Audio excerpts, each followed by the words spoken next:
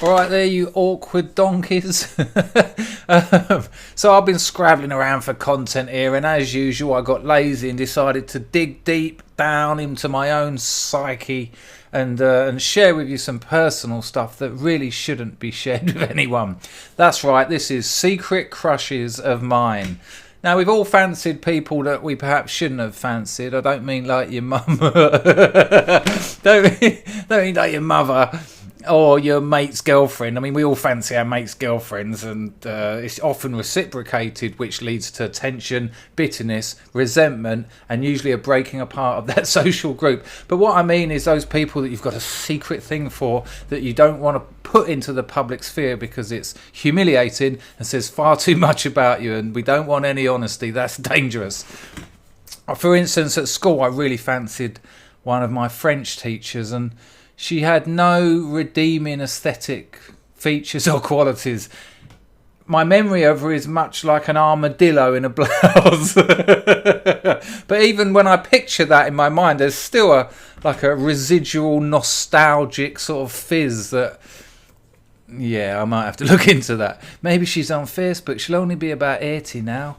Anyway, this is nothing to do with it. This is just a strange photograph. So I'm going to share with you some of my secret crushes, and I'm sure it's going to help bring us even closer together. Let's start at the bottom. Let's start with the one that is probably the hardest to defend. She was the devil. The woman who loved to hate. She was so notorious. That's right, infamous child killer Myra Hindley. Whoa. Calm it. There's reason here, there's method in my madness. What you got to remember, if you don't know, if you're not from these parts, Myra Hindley was one half of child-killing duo Myra Hindley and Ian Brady, and in the late 60s they murdered and tortured kids, and they recorded the torture, and they were public enemy numbers 1 and 1.5. And when all this happened, I mean, I wasn't born, but when it all happened, it was everywhere, and this went on for 30 years. I shit you not. This photograph, this blonde bombshell, this was on telly every day. Now, what you got to remember is my mother sat me down in front of the telly when I was about 3 days old. Marmite sandwich, a little plastic furry topped beaker. Didn't have like animal fur on it, just years of being gnarled by various people. It sort of turns the plastic furry, full of orange squash, with some ginger nut biscuits to dip in it and then suck the bitter squash out of them in front of the telly. So I'm just seeing this picture. Now, I'm not aware of words. It's just noise to me, but I can understand tone. And when the man's going, and I'm looking at this picture of this crazy stare of this picture of this awesome blonde hair that people don't grow hair like that anymore. It ended on New Year's Eve 1970. Nature went, no more, not after Myra. So there's this picture, and it's being filled with energy, which is being translated into my 6-day-old mind as sexual energy. And then the woman comes on, not Myra, they never showed you her speaking, it would be the woman presenting, she'd be like, no, wordless noise to an infant. But the picture's gaining momentum in my mind, and every time I sat in front of the television, which was all day every day, there's this just a she killed kids. And so for the first 6 years of my life, this image was just on me, and it was like a new religion for an ignorant child. It was just like everyone looked at this image and was terrified of it, like they might have been God in the medieval period. And so it attracted energy. And then when I got to about 6 and was getting together with words, I found out that she was a child killer, which only added to the attraction. Yes, really. And then there was guilt as well, and shame, and oh God, a heady mix for a 6-year-old. I mean, I was just about to enter the latent phase where my genital, oral and anal organisation already taken place, and there'd be no more sexuality in my mind until I was like 11, and I just had a big head and a small body and just walked around like just getting in people's way. But this stuff was there. It was bubbling. And of course, as soon as I achieved puberty achieved, I would bang one out occasionally, thinking about Myra Hindley. Now, in fairness, this faded and I made way for many a new crush, but I think it would be unfair for me to start at the beginning and omit my first love. Okay, anyone still watching? Now we move on to this.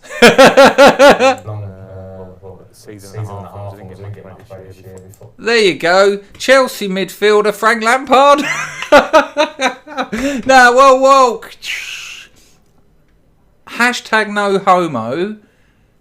But if you have to say it, I'm not a gay. But I'll tell you what happened. Again, this is going back a while. I was about 16, 17. Life was strange then. Too much acid. People dying around me and things. And I was reaching out. I was looking for anything that would hold me and love me. And I remember I never had a gay thought in my life. And I was watching a Chelsea game. I'm a gooner. I support Arsenal. I was watching Chelsea play football, and Frank here. Oh, did he have nice legs? Could he run? Could he? Oh, and the passion in his face. And I just had this weird sort of little chink, if you can say that these days. I had this little chink opened up in my heterosexuality, and I just suddenly thought, oh, he's a pretty boy.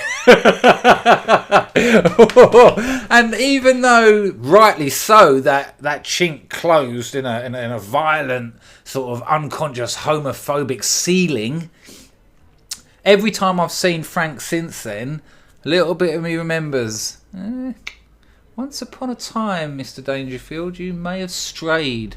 And that's shocking and unpleasant for me. I'll take Myra over Frank any day of the week. Hashtag no child murdering, stroke no homo. Okay, now we're going to move on to someone a little bit more current. This lady, this lady who doesn't kill children and isn't a football player, she's come onto the internet in the last couple of years, and the first time I saw her, I thought, oh, I'd smash your back doors in, darling. Let's have a look at her. Yvette Falaqa. Hey. Ooh. Now, I don't know where she's from. With Falaqa, I imagine she's some kind of Mexicana. But she's oriental enough for me. She's appropriating oriental culture with those squinty, vicious little eyes. And when she talks, her teeth, they don't come apart as much as perhaps they should, because she's fucking angry. And I think it's a combination of those squinty little snake eyes and their fucking anger that, I mean, maybe she'd smash my back doors. In either way, I'm happy. But she's the leader of a leftist cunt organisation called By All Means Necessary. They bash fash, you know how it works. Let's listen to her talking for a little bit. So a fascist is someone who's organizing a mass movement that's attacking women, immigrants, black people. Well, I don't know what happened there, but I think we heard enough. I would absolutely nail you. Falaqa, if you ever get round to watching this, hit me up on Twitter, let's make it happen. I will dress as a Nazi. You can kick me all around my flat if you want. You can spit on me, you can piss on me. I draw the line at solids. Well, maybe not. Let's see. Falaqa, you know how to find me. Let's move on to something a little bit... Oh, this is going back in time again. This goes back to my childhood. And I don't think this is one that is just me. I've had this clarified with other people, and people in advertising, they're weird, but they're very frequently wrong. Here we go. Hey, Mr. B, why are you buzzing around? Haven't you heard of Cadbury? It's the Cadbury's Caramel Bunny, and I would tap that. I mean, I can remember watching this advert as a very young man, and just let's see if we can see a pin. Cadbury's Caramel? See, as the creamy tasting Cadbury's I mean, I'm getting quite aroused now, in fairness. milk chocolate melts with that That's symbolic sperm. creamy caramel. You just have to take everything really easy. I mean, come on. If you wouldn't tap that, there's something very, very wrong with you. I mean, the logical conclusion of the cartoon sex object would obviously, these days, would be Roger Rabbit's girlfriend. Can't remember her name, was too busy fapping. But that's kind of obvious. But I think this is a little bit more subtle. I'll tell you what it also reminds me of. I remember when I was at college, we'd done this thing, and if you had to fuck an animal, what one would it be? And I just put my hand up, jumped at the chance, and it came quite naturally to me. I said a little fox with a diamante collar. and there you go. Okay, the last one on my list of secret crushes.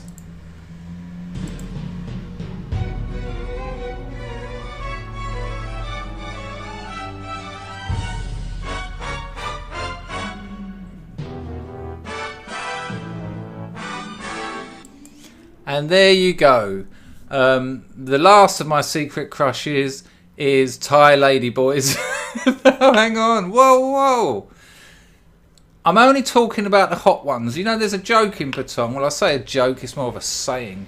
But you know the Ladyboys because they're the more beautiful of the women. And I kind of want to admit this one because first ever massage I had in Thailand was with a ladyboy, and she ended up beating the shit out of me. Not in a nice, sexy way either. Just kicked the shit out of me. But it's strange when you're out there because some figure will be walking towards you, and your initial unconscious, uncultured response is like shit, and then you notice that it's just like an optical illusion. It's like, hang on, what? And there's like a battle going on between masculinity and femininity. And at that point, most straight people are like, yeah, that battle, I don't need that battle going on when I'm trying to get it up. And I understand that, but let's not throw the baby out of the bathwater because that initial response was there. And let me tell you, with enough gin and Xanax, you can stretch that initial response as long as you want. Now, there are some things that you need to look out for. There's frequently no vagina, which is a limit of sorts. I understand that. Also, when I've sort of, gone past the point of no return, which is a flexible point. Sometimes I'd rather just see a normal set of junk, just some bollocks and a cock, and I just know to avoid that and just carry on trying to make her face pregnant. But sometimes they're so full of hormones because I assume, it's not my specialist area, I assume they're moving towards a full transition and a cut. But their bollocks have shrunk to like a little walnut, and the penis is more like an extended clitoris, and it's just like a little nugget, like where the fanny should be. that even that will fight through gin and Xanax. That's the power of a shriveled junk. Normal. You know what to avoid, but in a dark room with the sort of with the gin and tonic doing its work, you could easily confuse that for a labia and a clitoris, which could be quite awkward as you're trying to hump it. And I'll tell you this for a fact, I know this from the boys who work as girls in the massage shops. They will absolutely just slip it up their arse without you knowing, and you think you're banging a woman. That happens all day, every day. I'd like to think never to me, because I'm more of a conventional missionary, foot on the back of the neck kind of guy. But I know that there are men take those ladyboys out the back, and the girl boy, ladyboy, gentleman woman, essentially anus rapes them. Without moving their knickers all the way so as not to expose the walnut and worm combo. Well, I hope you've enjoyed this video. It's been such a pleasure to make. I can't wait to get in the bath and drown.